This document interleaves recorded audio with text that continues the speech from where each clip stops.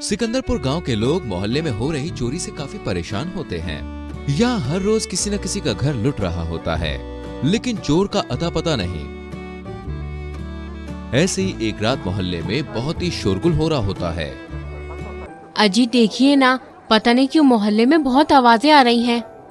अरे भगवान, क्यों रात को जगा रही हो? सताओ मत, सोने दो, मुझे नींद आ रही है। अजी जाग जाओ ना, मैं इस शोरगुल से सो नहीं पा रही हूँ, तो मैं आपको कैसे सोने दूँ?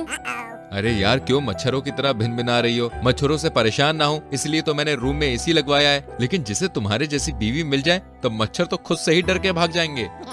और तुम्हारी माँ भी तो मच्छर ही है ना, रात में भी आवाज लगाती रहती है। बहू, अरे ओ बहू, देखो नाम लिया और आ भी गई। सामने हूँ सासू माँ जी, चिल्ला क्यों रही हो? अरे बगल वाली सीमा के यहाँ चोरी हो गई है, पूरा गहना पैसा सब लूट गया। अच्छा, इसमें कौन सी अच्छा वाली बात है भला? अरे मेरा मतलब है अच्छा ही हुआ कि बगल वाली का घर लूटा, हमारा तो बच ही गया ना भगवान की कृपा से। हाँ, ये बात तो तूने सही कही। अरे बगल वाली का घर लूटा है? अरे रात को 3 बजे आप लोग मेरी नींद क्यों लूट रही हो फिर? गुड नाइट बहू। Good night. इसके बाद सब सो जाते हैं। अगले दिन सुबह चल पड़ोसन के घर में देख कर आते हैं क्या क्या चोरी हुआ है। हाँ हाँ सासू माँ, चलते हैं, और ये मावा बर्फी भी ले चलते हैं। पागल है क्या? 1000 रुपए किलो आती है, वो बेचारी चोरी का मातम मना रही होगी। अब इस दुख में मावा बर्फी उसे हजम नहीं होगी। हम दोनों खाकर खत्म कर सकते हैं इसे। पेटू सासू माँ, ज्यादा ख्याली पुलाव मत पकाओ और चलो अब।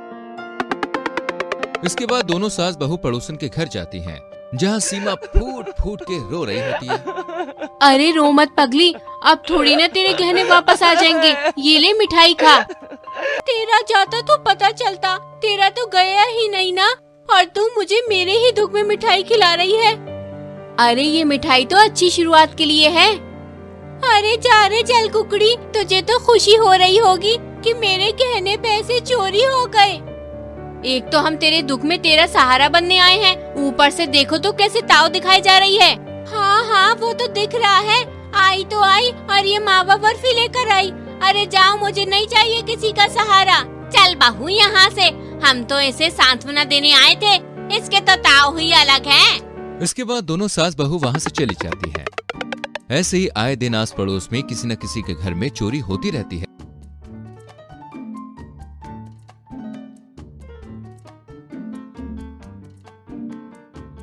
और अगले दिन सास बहू उस घर में मिठाई लेकर जाती हैं, जहाँ चोरी हुई होती थी।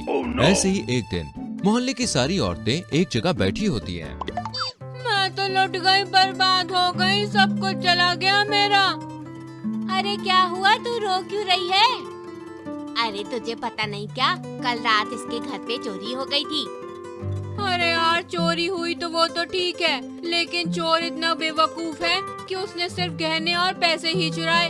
अरे यार, मेरा एक नकारा पति भी था, उसे क्यों नहीं चुराया चोर ने? उसे भी ले जाता तो अच्छा होता। तो तू इस बात से परेशान है?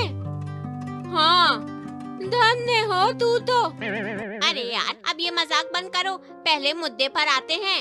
कैसा मुद्दा? अरे हमने ये पता करने के लिए मीटिंग बुलाई है ना कि चोरी क्यों हो रही है और कैसे हो रही है। मुझे तो लग रहा है कि कोई घर का ही भेदी चोरी कर रहा है। हाँ यार, बड़ी अजीब बात है। चोर घर के एक्सपेंसिव सामान तक को हाथ नहीं लगाता, केवल पैसे और गहने ही चुरा कर भाग जाता है। ये देख, मैंने ना पूरी लिस्ट बनाई है, अब तक किसके घर में चोरी हुई है। OMG। क्यों? जिसके घर नहीं हुई वहाँ हम चोरी करेंगे क्या?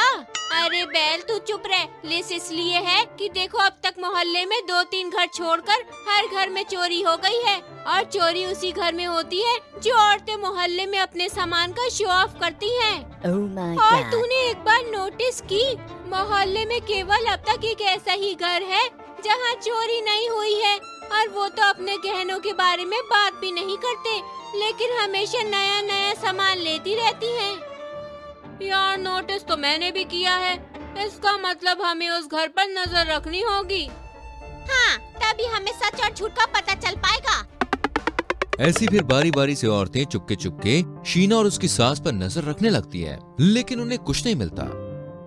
ऐसे ही कुछ दिन बीत जाते हैं।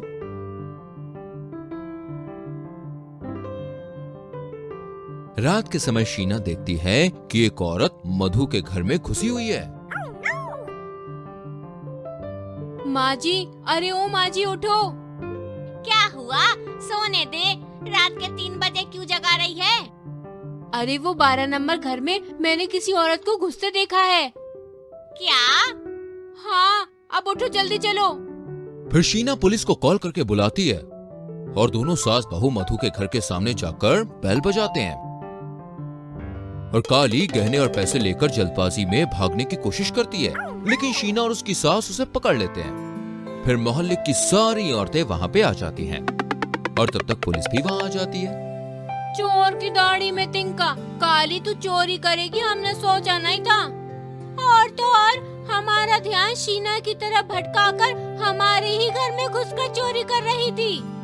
उस दिन बातें तो ऐसे कर रही थी कि जैसे ये सच में चोर का पता लगाना चाहती हो। खैर, हमें इसे पुलिस को सौंप देना चाहिए, वही करेंगे जो करेंगे। तभी काली अपने सामने की औरतों को धक्का देकर वहां से भागने की कोशिश करती है, लेकिन तब तक पुलिस आकर उसे पकड़ लेती है। अब तू भागकर कहां जाएगी? फिर उसे गिरफ्तार करके ले जाती है। तुम लोग हमारे ऊपर शक कर रहे थे ना? हाँ, काली ने हमें तुम सास बहू के खिलाफ भड़काया था। हमें माफ कर दो शीना। हाँ शीना, हमें माफ कर दो। हमने तुम पे शक किया और तुमने ही मोहल्ले के चोर का पता लगाया। फिर सभी औरतें शीना और उसकी सास से माफी मांगती हैं और आखिरकार मोहल्ले का चोर पकड़ा जाता है।